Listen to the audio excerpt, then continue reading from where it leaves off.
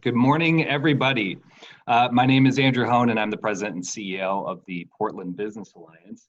Thank you for joining us this morning for our digital town hall. And while we can't be together in person, we still want the Alliance to be a resource for all of you, not just here in the metro region, but statewide and beyond. Please let me also make sure that everyone here is staying home, staying healthy, and we are thinking about you and your families. I want to acknowledge all the healthcare workers who are on the front lines fighting the COVID-19 outbreak. It is truly wonderful what they are doing. The mayor's on this town hall is the feature and has done a great service to all of us. He's going to tell you a lot more about what you can do at 7 p.m. every single evening. I also want a huge thanks to many of our members on this call today who have answered the medical community's call for help, which is to make sure that if you have personal protective equipment, that it is sent to the right place, to make sure that those who are providing health services are protected, and so are their families. And today is a great day because we have our first event sponsor in this new era of digital connectivity, Comcast, and we are, of course, joined by Marion Haynes. And for those of you who don't know Marion, she's been a two-time repeat offender here at the Portland Business Alliance. She was a great lead on our government affairs work, and Marion is just someone who you really can depend on and to get things done. And we are beyond grateful to Comcast, not only for sponsorship of this event, but making sure that we are keeping our digital platforms running and connected as a society while we are making sure to adhere to the stay-home orders. So with that, without further ado, Marion Haynes, Vice President of External Affairs at Comcast Cable, Oregon and Southwest Washington. How are you? And the floor is yours. Thanks, Andrew. Good morning, everybody. I just wanted to thank the Alliance for this opportunity and providing the chance to hear from the mayor. Thank you, Mayor Wheeler, for everything that you're doing in this unprecedented time. It's very much appreciated. We at Comcast know that with everybody working from home and people now, trying to do online learning, that we play a critical role in making sure that the community stays connected. People get the information that they need and can do the work that they have to do. Some of you might be wondering, we have seen a big increase in the traffic on our network, about a 32% increase so far. Other areas are seeing larger numbers than that. With so many people doing what we're doing right now, video conferencing and voice over internet is up 212% on our system. So activities like we're engaging in right now are happening all over the place, all over the country, and we understand that it's our role to continue to support the network, invest in the network so that we can all go on and do the work we need to do, and albeit in a different way. So we are seeing the network perform well. We do speed tests 700,000 times a day to check and make sure that things are going okay. We also have unlimited data at no additional cost right now for the next 60 days and have expanded our Internet Essentials program. It's a low-income program to offer 60 days of free service. So we're working hard to get the message out on that. I know that it can be tough for low-income folks, but that connectivity is still key for them. So any help in getting the word out, sharing with your networks or nonprofit boards you may be a part of would be appreciated. But we're here to support you all in what you're doing. And again, thank you very much to Andrew and thank you very much to Mayor Wheeler for the opportunity and for leading us in this unprecedented time. Thanks. Thank you so much. Thank you, Marion. Thank you, Comcast. And I want to mention to everyone here, the Alliance is a resource to our business community. We have set up a landing page that we are updating daily with new information as it comes out, whether it be from the state, from the federal government, or from local governments that are doing what they can, and resources to share amongst businesses. Please check out portlandalliance.com/COVID-19. And of course, you can get up to the minute updates on social media. We're on Twitter, we're on Instagram, elsewhere at PDX_Alliance. And if you are tweeting now, please make sure to use the hashtag PBA events. Just a few engagement details, just so folks understand if this is maybe your first time using Zoom or first time engaging in this kind of a town hall. A recording of the presentation and links for all the resources mentioned will be available shortly after we wrap up this morning on our website, so you can send this around to your networks. During the presentation, I very much encourage all of you to use the webinar chat feature. If you go to the bottom of your screen, it should pop up there. And if you want to add something to the conversation, that's really the place to do it. Finally, if you have questions for the panelists specifically, so outside of what you'll be chatting on, please use what is called the quote-unquote Q&A option at the bottom of your screen. We will have time for audience questions in the second half of this presentation. When you are asking a question, please do include the name of your company or organization, your website, and location, just so we know where you're coming in from, what you do, and ways that we can follow up directly with you. So moving on, this morning we are looking to focus on the City of Portland's response to the COVID-19 outbreak and the economic downturn that it has caused, what plans the City of Portland has in place to support its business community in this emergency. And with that, I would like to welcome our special guest today, Mayor Ted Wheeler. Mayor, thank you so much for joining us. Thanks, Andrew. I appreciate it. Thanks for having me here today. And I also want to thank Marion and Comcast for their sponsorship. I think it's exciting that you now have a sponsorship for these. And I also just want to let people know that I've asked Prosper Portland Director Kimberly Branham to join us as well. So she's also on the line. Welcome, Kimberly, and thank you, Mayor. So let's dive right into it. Last week, the state of Oregon issued a shelter-in-place order that closed some businesses and gave real direction to folks on how to protect themselves, their families, and all Oregonians. Thank you, Mayor, for your strong leadership in this and making sure this is a statewide order, which makes a big difference to our members. So just a commentary, how do you think it's going so far? Do you think any more restrictions will need to be put in place that our members should know about? Yeah, thank you for the question, Andrew. So I would say so far it's going as planned. And obviously the goal here is to go aggressively early so that we can both get ahead of the curve in terms of the spread of COVID-19, but also minimize the economic and frankly the psychological impact that this is having as well. The lesson we learned from China, the lesson we learned from Italy and other places is they said you need to act sooner with regard to social distancing than you think you need to act. If you act after you're already seeing the uptick in cases, you're probably too late. And so we know early aggressive action helps us to bend that curve down a little bit so that hospitals aren't overwhelmed by the surge in cases that we know is coming. But it also is the case that if we do the social distancing early, if people take the stay-at-home order seriously, then the damage to the economy won't be as long-term. So so far it looks to me like people are taking this seriously. Portlanders are acting with a sense of urgency. I'm not seeing a lot of people going out and about. I can look out my window right now and see that there's pretty much no traffic at all on a major arterial. And so people are taking it seriously. I also know that this is creating a lot of hardship for people, for employees, for companies. There's no question that the economic ramifications of this are serious. And that's why the City of Portland has taken early and aggressive action there too. Great. So let's really get into that because yesterday was a really big day. And for those of you tracking in the media, the mayor had a number of announcements, and I really want to dive in particularly to one that I know our members are very keen to talk about. This was in conjunction with Prosper Portland. Kimberly's obviously here, and her team has just been fantastic. The Oregon Community Foundation, the Portland Business Alliance, and the Oregon Bankers Association really all teamed up here. And I want to also make sure to shout out your colleagues on the City Council and the other bureaus. But there was an announcement that Prosper was able to stand up the Oregon Small Business Stabilization Fund here in Portland specifically to provide grants and loans to small businesses struggling during this time. And I just wanted a little sense of how this works. Well, before I do get into how this works, there's a number of members I really want to make sure to shout out, of course.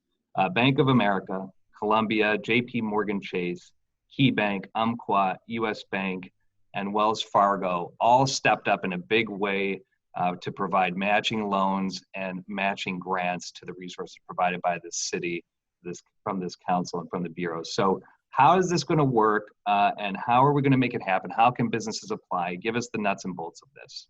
All right. So first of all, I want to thank all the partners. I want to thank you, Andrew, and the Portland Business Alliance, the Oregon Community Foundation for their support and giving us a platform to build on, and of course, all of the members of the Oregon Bankers Associations and the individual banks that you just mentioned. This really is about the community coming together to help us all get through this crisis together. So this originally started out as support for small business through the Portland City Council. And my colleagues and I on the council allocated $1 million to Prosper Portland for the Small Business Stabilization Fund. That was matched with $1 million from Prosper Portland. And of course, as you just indicated, the private sector has stepped up in a big way. And this is exactly how we're going to tackle this problem. So the way this works right now is you have three major partners. You have financial institutions working with the Portland Business Alliance. So charitable contributions would go to the Oregon Community Foundation Small Business Stabilization Fund. And if people want to make those charitable contributions, they should please specifically designate them for Portland small businesses. Then OCF grants those resources out through their own distribution partners.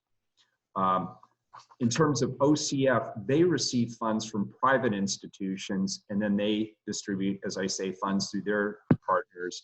Prosper Portland is developing the overall strategic framework and the program materials. So they're also doing things like the marketing. You apply for this program through Prosper Portland. If there are small businesses that are out there and you want to apply for resources through this program, go to the Prosper Portland website. If you want to contribute funds to the Small Business Stabilization Fund, then you should go directly to the Oregon Community Foundation. And for those of you who are small business owners and operators, which is probably a majority of the people on this call, this is a combination of direct grants and loans. And the loans, for the most part, are either no interest or very low interest loans. So there's a combination of tools that are available under this total $3 million program. Last but not least, I just want to make it clear, this is just the start. This is what we were able to do quickly over the course of about a week. We expect this fund to grow. We expect the resources available to businesses to expand. Right now, you can apply for zero interest loans of up to $10,000. We expect to expand that very quickly to $50,000. And really the question for all of us is, how big can we make this fund grow by leveraging philanthropic, private sector, and city dollars? And I think we have yet to test the limits of how far we can go with this. I agree. Kimberly, do you want to really help? So give me an example. What's a small business? 80% of our membership is small business. And we have a lot of chambers who are on the phone from around the city, and many of them are really represent small businesses. How do they actually apply? What's an example of a business that can apply for this? Yeah, so for this initial phase of the Small Business Relief Fund, we have the grant program that's available. So businesses can apply to receive between $2,000 and $10,000 of grant funds. The application opened yesterday, as the mayor mentioned. It's available on our website, so prosperportland.us/relief. We have tried to simplify the application as much as possible. So there's a number of questions that you would have to fill out. It's available in Spanish and Vietnamese, Russian, and Chinese, if those are the best languages for the business owner. And then we are anticipating getting the resources into the hands of businesses by the end of next week. We've also been working to stand up the loan program portion of that, and so that will be available next week. And those go up to $50,000 in loans, and those are all zero interest loans for the $1 million that Prosper Portland is putting in. As we've seen in other cities, there is a huge demand for these resources, and so I just want to underscore the degree to which we are hoping that we will be able to expand these funds. And we certainly will be connecting businesses to the federal funds that have come in, understanding that, as the mayor said, that these are stopgap measures. that are intended to help kind of bridge the gap until those stimulus resources become available. That's a great call out. Obviously, on Friday last week, we had both United States senators here the day after the largest federal intervention into the American economy had happened. And then the House had voted on it while we were doing this town hall last week. Those dollars are coming. It's very true. But I think what's so special about the work that you guys have done, Mayor and Kimberly, is that this is the stuff that people need today, not in 2 weeks, not in 5 weeks from now. So just really thank you for moving quickly on this, because we know the impacts are now. The relief is on the way, but we need interventions today. So just thank you for the quick action. And speaking of quick action, as soon as the crisis hit, your office created an emergency economic advisory committee, which the Portland Business Alliance is an active member of. Can you share with our members the latest on this work and any of the other actions that your administration is taking to support businesses in this crisis moment, other than this major relief fund that we just detailed? Yeah. And I just note that in your chat function, a lot of those links have already gone out, folks, so keep a look out there. Yeah, very good. And by the way, I'm noticing specific questions coming up on the chat function as well. And we'll do our best to get back in touch with people on specific questions that we're not able to answer here and now. And if, Andrew, if you could help us by connecting us with those questions, I'd appreciate it. So yes, the first thing we did as soon as we realized that the social distancing was going to have a significant impact on the economy was we put together our small business impact group, our advisory group, and they immediately started suggesting steps that we should take as a city. Obviously, this relief fund was part of that, but of course the recommendation was made, and Prosper offered a 3-month rent payment deferral, April, May, and June, to tenants whose businesses were experiencing a decline as a result of COVID. We established the central number to call in a call center for small businesses and impacted individuals. And by the way, that number is 503-823-4000. We launched a COVID-19 resource page for businesses and residents. That's on the Prosper Portland website. We immediately issued a grant of $150,000 to Apano, which is one of our local service providers, to support the Jade District businesses. We were actually working on a grant program for them prior to COVID becoming the deal that it is now. But there's no question that the Jade District was hit early and hard as a result of the types of businesses that are in the Jade District. We, of course, submitted sufficient SBA disaster worksheets for Multnomah County. And we've created working groups that are also providing specific strategies that will help guide our actions around economic resilience and recovery. Those work groups include reducing commercial evictions. We have one group working on that. We have a group working on addressing the digital divide.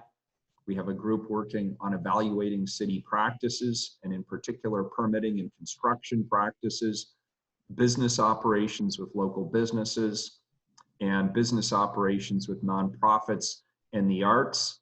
And then our fourth work group is leading with a racial equity and vulnerability lens. And their first report is actually coming out on Friday the 3rd. And so in total, we have about 100 different business owners from large and small business operations. They're sharing information, they're gathering ideas, they're helping us implement specific strategies, and we're going to continue to take their lead going forward. I expect this group to continue to meet on a regular basis and provide us new suggestions. And Kimberly, I don't know if you have anything to add to that question.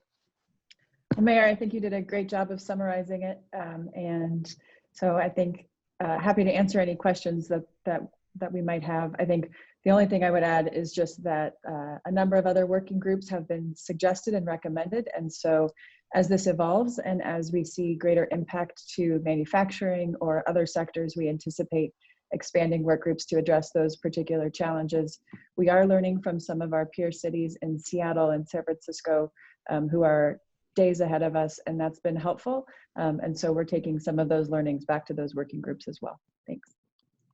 Great. So I think the key thing that people are beginning to be able to do now is look forward. We're obviously still deep in the crisis, and there's no question that the number one, and we've been very consistent on this. The number one economic tool that we need is an effective health response. So getting through the health crisis is first priority. But now we can sort of start to pivot a little bit and say, here's the current conditions we know. Hopefully we can come out of them. And obviously there's a lot of lessons learned from previous economic downturns, just like 2008, the Great Recession, how people responded then from an economic standpoint. And I think the key thing that we're seeing, and as you all know, that really construction and infrastructure investment is one of those areas that obviously has a longer arc, has a longer lead time, but certainly employs people in good paying jobs. So keeping infrastructure and construction moving is a key part of making sure the economic recovery or the recession is limited and the recovery is better. So I want to focus on that area for a moment and just talk about how there was a critical shortage of construction workers prior to this crisis. And I just want to get a sense of from you guys, what are the actions that maybe the Bureau of Development Services are willing to consider, the certain projects that are out there right now to fast track permitting, specifically in housing, potentially, how can we build and ramp up on housing? So two-part question, how can we encourage construction and how can we make sure we meet our housing needs, which are part of that industry? So just want to turn that over and say, what should we be thinking about? What are you already thinking about now? Yeah, so first of all, there's two things going on simultaneously here. First, the Bureau of Development Services, which manages all of our permit operations, they are struggling along with the rest of the world to figure out how to move their operations into a social distancing environment. In other words, how do we move the systems from a centralized location where everybody works in a big pen to disparate locations in people's houses? So that's the first obstacle they're overcoming. The second thing they're doing is they're prioritizing which permits they're going to work on first. And they've come up with a 5-tier program, first of all. Tier 1 predictably is hospitals and clinics responding to the COVID-19 pandemic. And so that's essential services such as heat, shelters, transitional housing projects, essential facilities, the Portland terminal upgrades, BES wastewater treatment upgrades, things that are absolutely essential fit into Tier 1. Tier 2, and Marion will be happy to know this, that includes wireless facilities and submittals associated with projects that have already received a building permit or are under construction. So this includes revisions, deferred submittals, and HVAC and electrical trade permits. This is going to allow existing job sites to continue to operate.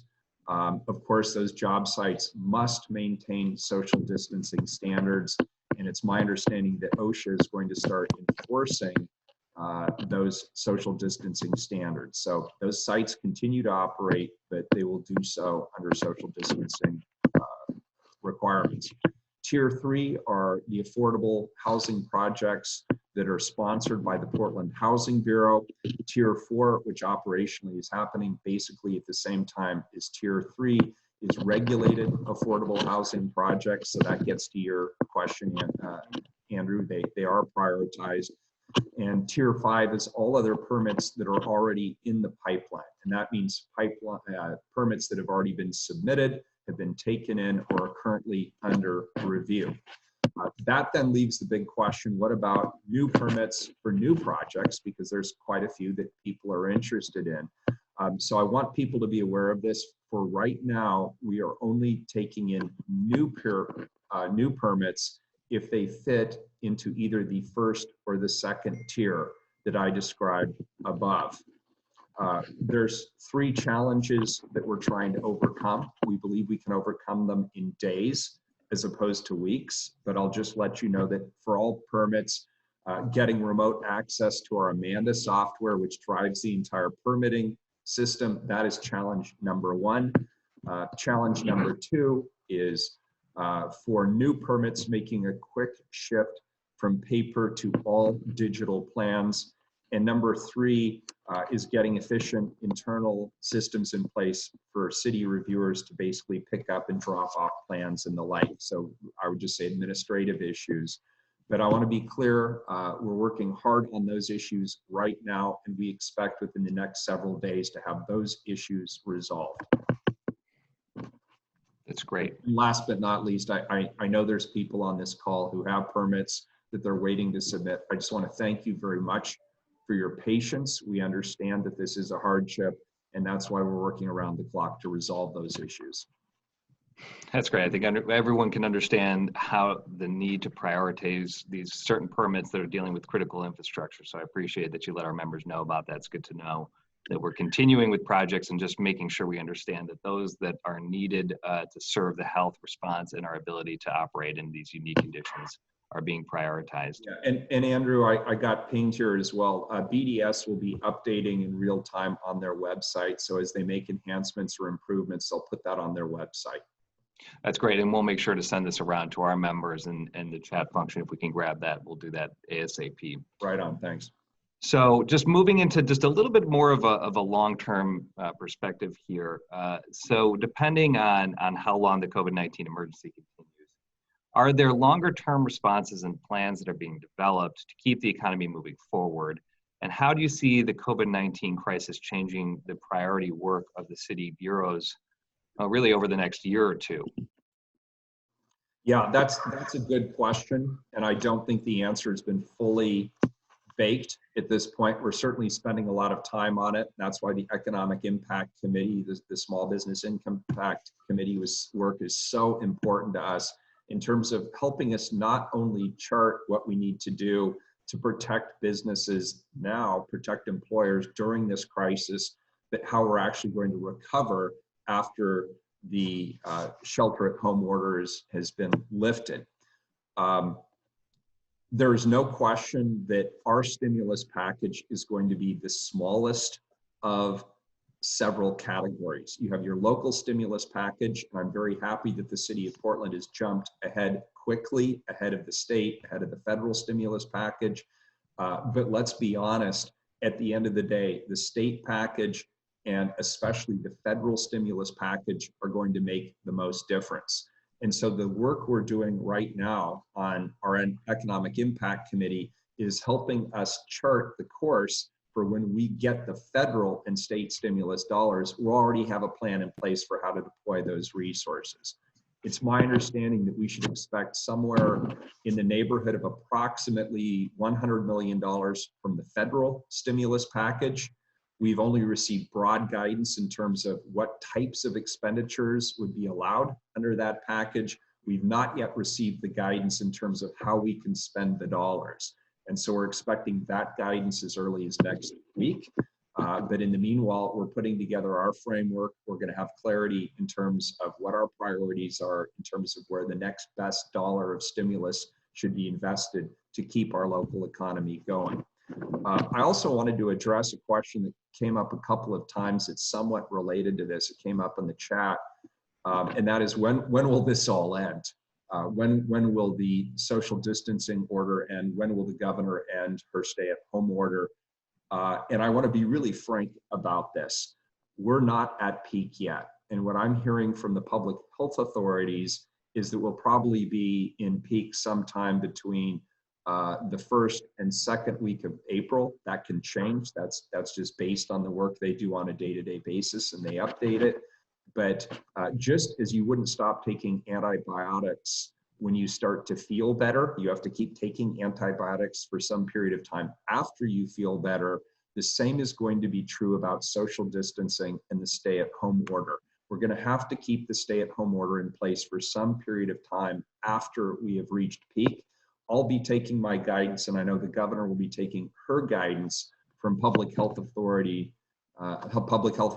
and medical experts and others, and we'll keep people posted. We obviously want to get through this as quickly as possible, but right now it is imperative that we maintain the social distancing, and that's why we're so aggressively pursuing some of these economic strategies as well.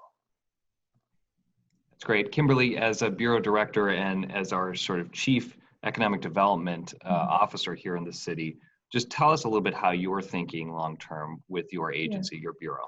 Yeah, so echoing what the mayor said, we are thinking about it in terms of immediate term, short term, and longer term. And I would say for the immediate term, certainly getting the loans and grants out are really important for us, and making sure that the city and Prosper's business practices are supporting economic growth, or stabilization rather.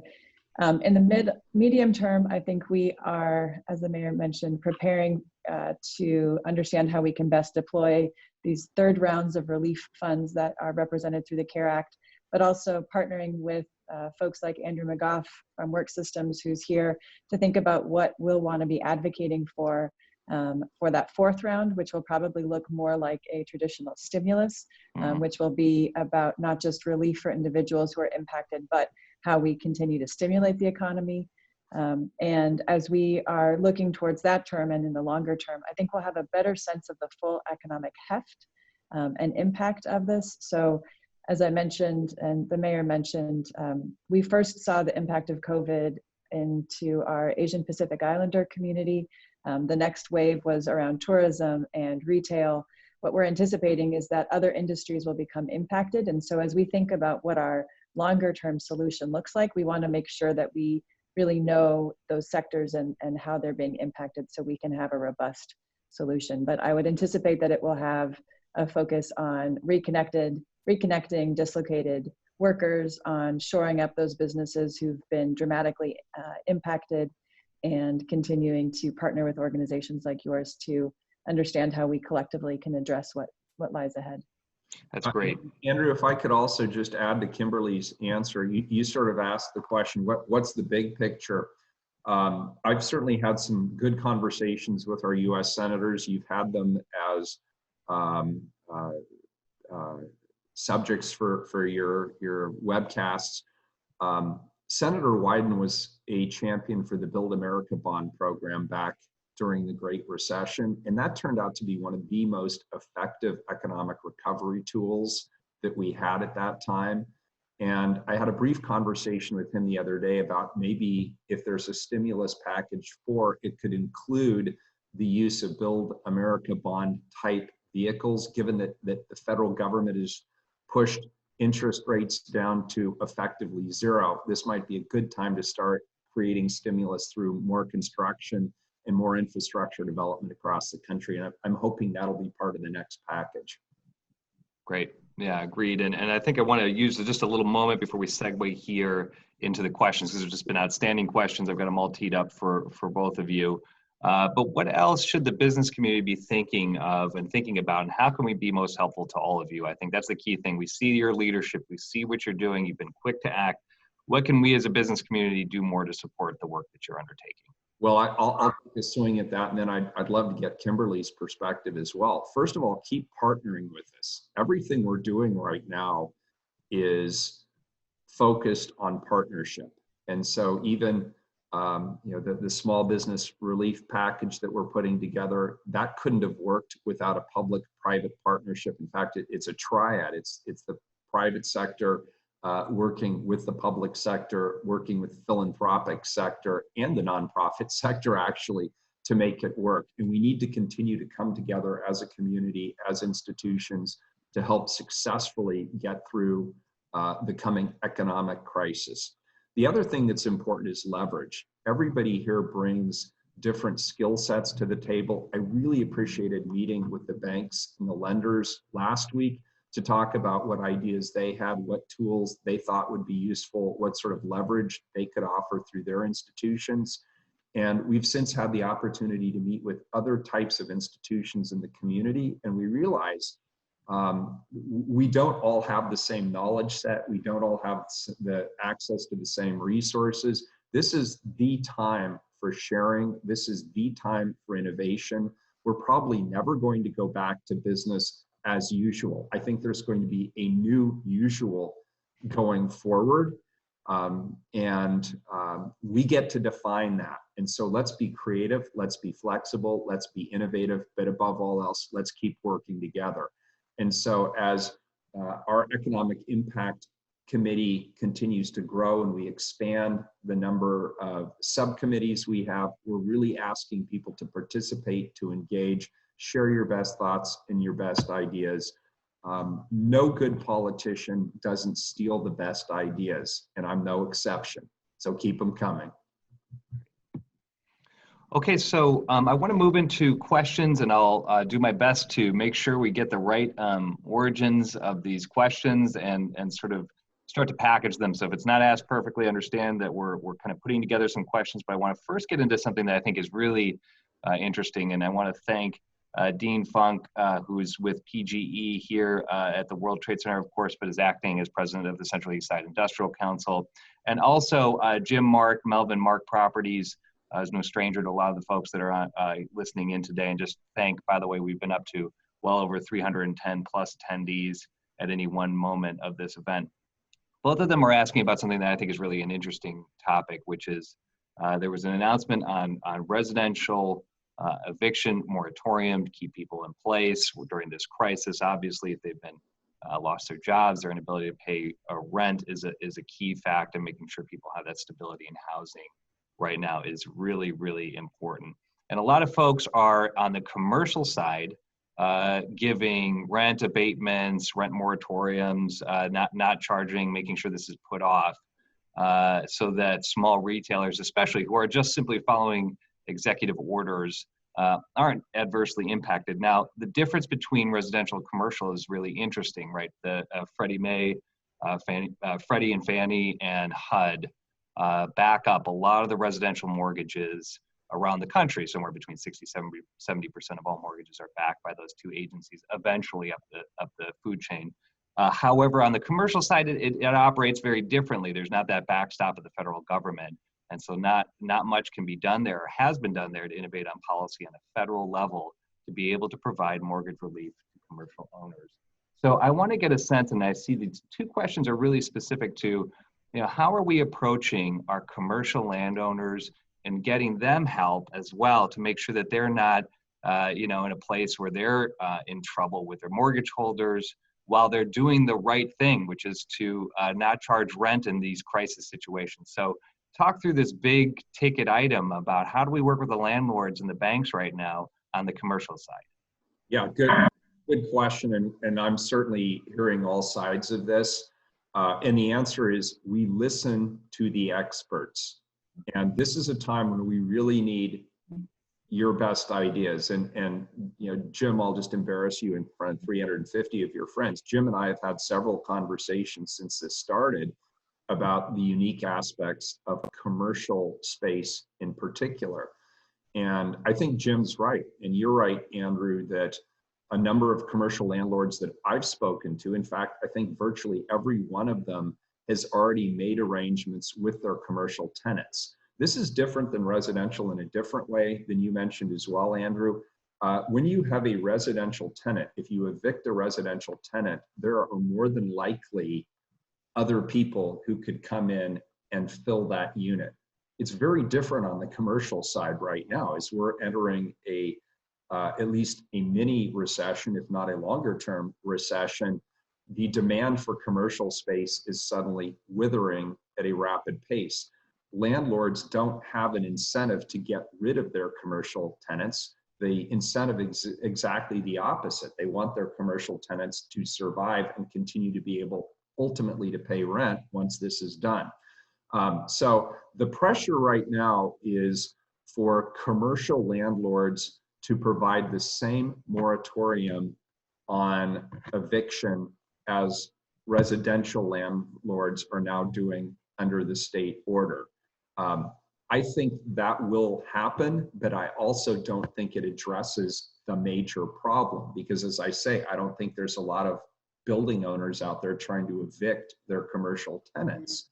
The problem is that if you have building owners, let's say residential building owners who are not collecting rent and they have a mortgage on the backside, they run the risk of losing their ability to be a housing provider in our community. That is very concerning to me. And so I've met with bankers and financial institutions, and what I've learned is just asking the bankers for forbearance isn't sufficient, because what bankers learned in 2008 and 2009 is they don't want to hold on to big real estate portfolios. So they'll service the loans, but they in turn sell the loan to others, to insurance trusts, public pensions, and other institutional type trusts. So that suggests that for this to really happen, there needs to be some sort of package coming through the federal stimulus program that helps keep these building owners afloat for doing, as you say, the right thing. And I know that, for example, on the residential side, all those federally backed mortgages that you mentioned, they're already entitled to abatement under federal programs. Nothing exists that's similar for commercial mortgages. And I believe that's something that Congress must take up in the fourth package to prevent the wholesale loss of local landowners, landlords.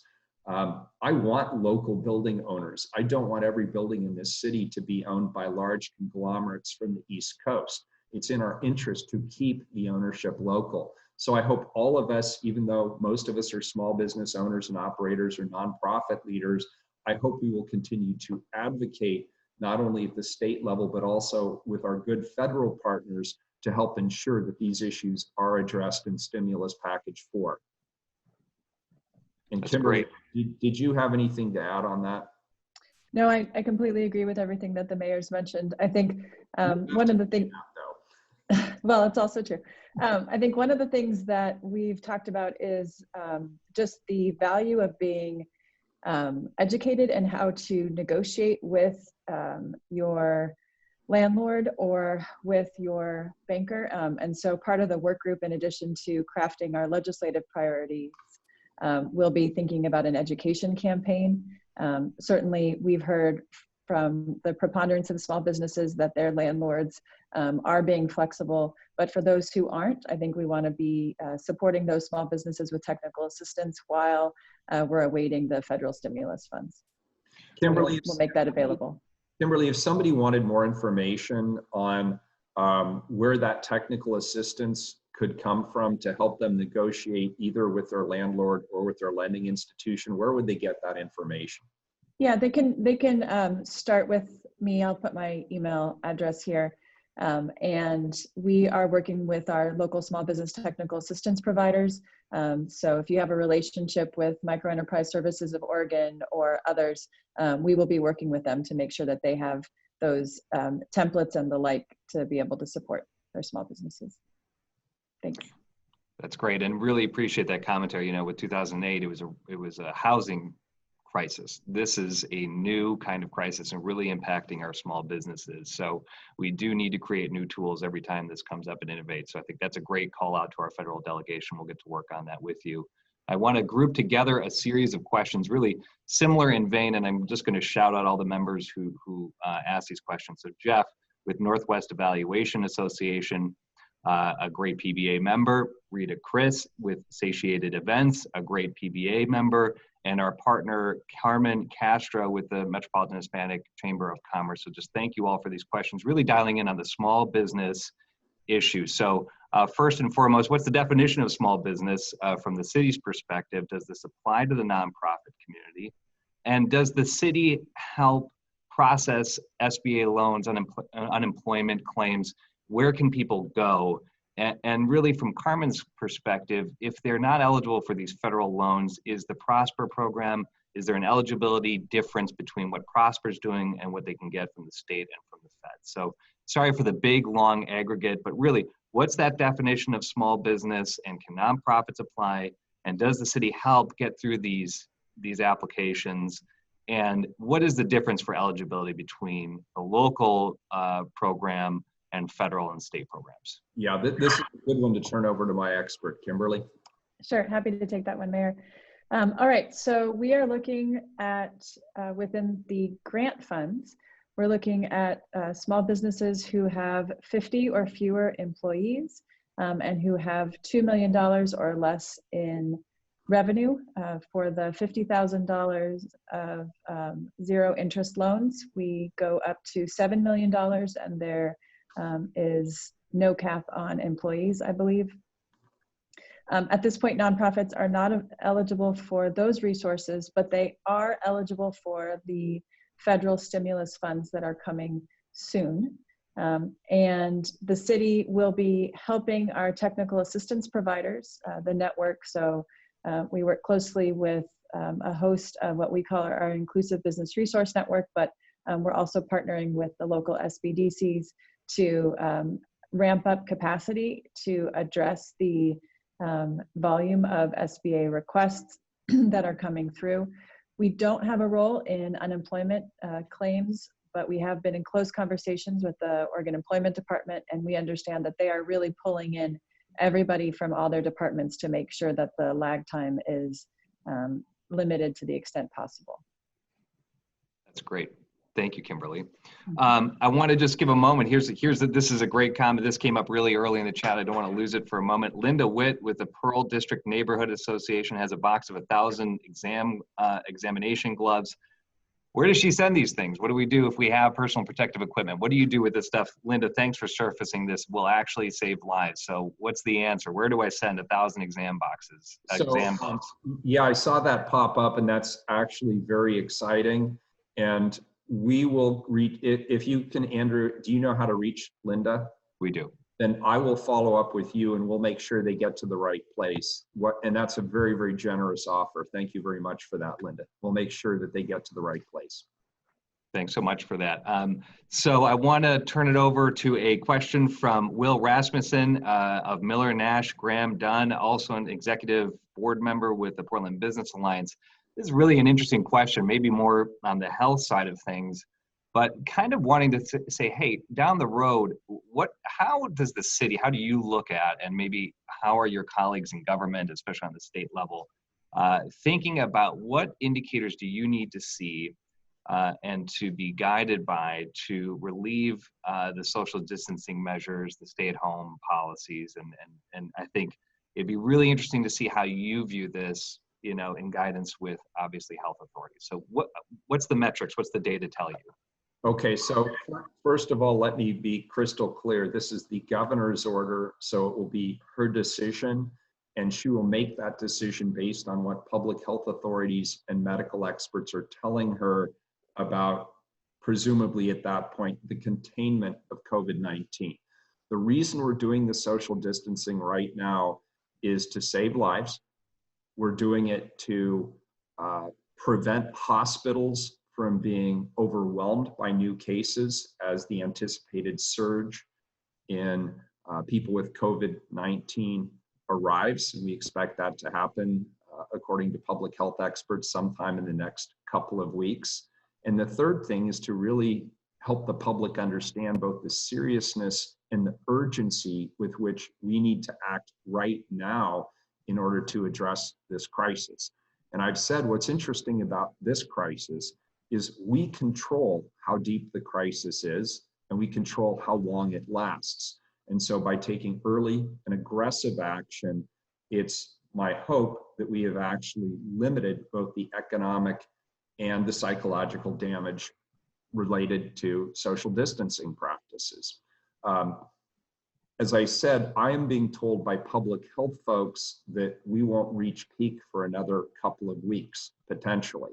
And then it will have to be some period after that when the public health officials and medical experts determine that we are no longer at risk to widespread contagion, or we are no longer at risk of overwhelming our hospital and medical system.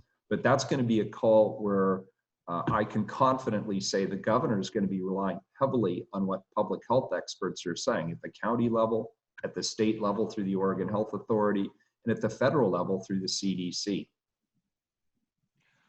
Great, thank you for that. And I do, I think that's everyone rely on the health experts, always a safe bet, right? And I think the next two questions I want to link together, going back to the real estate question, is really, really interesting because again, I think this is such a different looking crisis, economic crisis, but the first and the second question are very similar, so I'm going to tie them together. I want to thank Jennifer, who's at HFO Investment Real Estate. They are a PBA member. Thank you for your membership.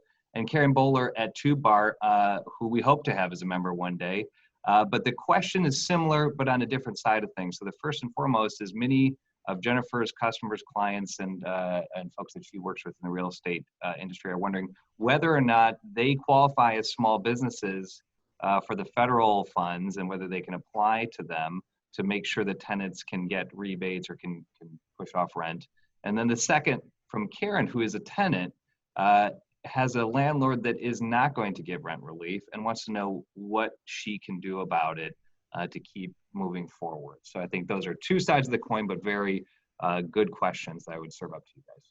Yeah, so first of all, I don't know the answer to the first question about whether or not her firm would specifically qualify under the federal stimulus program. I don't know, Kimberly, if you know the answer to that.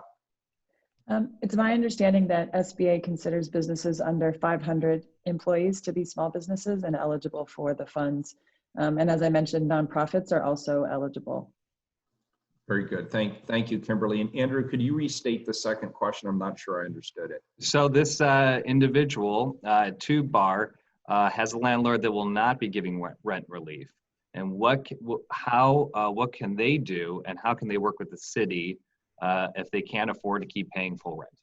Okay, thank you. Thank you for clarifying that for me. So the Housing Bureau just reallocated $1 million of funding towards what we're calling our Housing Stabilization Fund. And that allows somewhere between 1,800 and 2,000 households to receive grants up to $500 for basic services. That could be rent payment, that could be groceries, that could be medicine, but you have to apply for those grants, and you can do that on the Portland Housing Bureau website today. Great. So I'm just going to start to wrap up here because we have so many more questions coming in here, but a great one from James Paulson. Hope you're doing well, James. So you announced, or we heard and read about taxes, business taxes to the city of Portland that are traditionally due on April 15th. You are looking to push that off to July 15th. If I have my details wrong, make sure to correct me. But can you let our members know, because this is a pretty big deal in delaying these taxes, what is the city doing with business taxes right now? So business taxes, the business income tax will be deferred to July 15th, the same as the state of Oregon and the federal government. And the same provisions apply, no penalties. That's great. Well, I think that'll help a lot of members who want to keep cash on the streets and paying their employees right now. So thank you for that. So before I sort of conclude with a few remarks and our announcement about our next town hall, I just want to give you a moment to, what are some last thoughts that you might want to share? What should we all be doing at 7 p.m.? And any other thoughts you'd like to leave all of our guests with today? Yeah, well, first of all, thank you to the Portland Business Alliance for hosting us. Thank you to Comcast for actually sponsoring it. I think that's terrific that there's sponsorship for these. I want everybody to understand that I know how hard this is. First of all, the social distancing is really difficult for people. I know to be told to stay at home is a true hardship for a lot of people. This has been economically devastating for our community, particularly for small business owners and operators. And that's why we acted with immediacy, with a sense of urgency to address this situation. I know that Portlanders are taking this seriously and they're acting with that sense of urgency. So I want to thank people. I also want us to all understand that there are psychological implications to all of this. I mean, right now, as we're speaking, there are thousands and thousands of Portlanders who really are afraid that they are going to lose everything.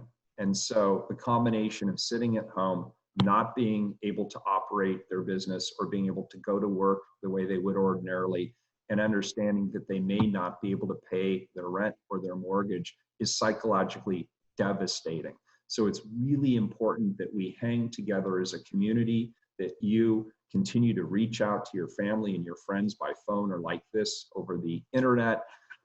One thing that we're encouraging people to do is every night at 7 p.m., go out on your balcony, on your stoop, your front yard, wherever you happen to be at 7 p.m., and let's do something together. And what I've encouraged us to do together is let's cheer, let's bang on pots and pans, play a musical instrument, jump up and down, whatever you feel like doing at 7 p.m., do it with social distancing, with your neighbors. You'll see them out on their porches, their balconies, and their front yard. And let's do this to show support for frontline workers, the folks who've been working in our hospitals, the nurses, the doctors. Think about the people in our grocery stores, the people who are providing the supply chain, the people who are providing transportation, the people who are still engaged in customer service, the people who are cleaning the buildings and maintaining them while we're not there. All of these folks are getting really tired, and they're exposing themselves to higher rates of contagion.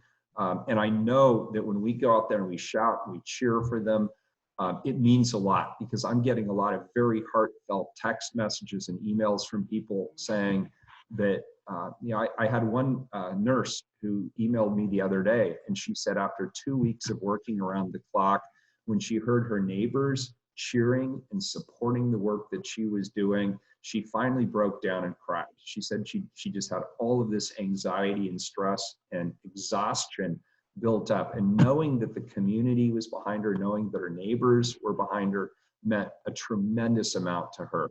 So I encourage everybody at 7 p.m., go out there, bang on the pots and pans. I do it every night, and frankly, it's a lot of fun. So I hope you'll join me. Kimberly, any last thoughts from you?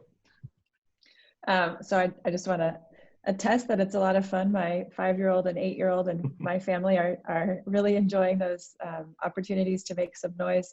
But I just want to appreciate PBA, and in particular, Andrew and John, your leadership throughout all of this. We've been on a lot of calls together, and I know you have been doing a lot of work to engage with all of the members in your networks and beyond. Please keep sharing your stories. We really want to understand what's on the ground. So feel free to share those with John or Andrew, share them with us directly. Normally we are very data driven, but right now the data is just lagging. And so we need to hear stories in order to make sure that we're making informed decisions. So please keep doing that. Reach out. We appreciate you very much. Thank you. Thank you so much to both of you, to Mayor Wheeler, to Kimberly Branham. Thank you for everything you guys are doing. Truly a fun exercise every evening, 7 p.m. It is appreciated, and I think a lot of fun to connect in a way that we don't always have the opportunity to right now. I want to apologize to everybody who I did not get through the questions to. I assure you our team will work to follow up with both of our panelists here today to get the answers. If we can't provide them to you right away, there's some really good questions, and I'm sorry we weren't able to get through all of them. You'll get an email with a link to a post-event survey. We are really trying to refine our abilities here to make sure that we get through and that these are high-quality events for all of you. And our next digital town hall will be on Monday, April 6th with Multnomah County Chair Deborah Kafori. That will be at noon. You can register now at portlandalliance.com and make sure to keep checking portlandalliance.com/COVID-19 for updates about these great programs that are coming through. And lastly, once again, Comcast, thank you for sponsoring this event. We appreciate it. And to all of those on the phone, all of those who are listening in today, we appreciate everything you're doing. We're thinking about you, and if we can be better as an organization, please let us know. Once again, Mayor Wheeler, Kimberly, thank you both for what you're doing. Your leadership is beyond appreciated. So hope everyone has a great day and takes care. Stay home, save lives. Thank you, Andrew. Thanks, Andrew. Thanks, everybody.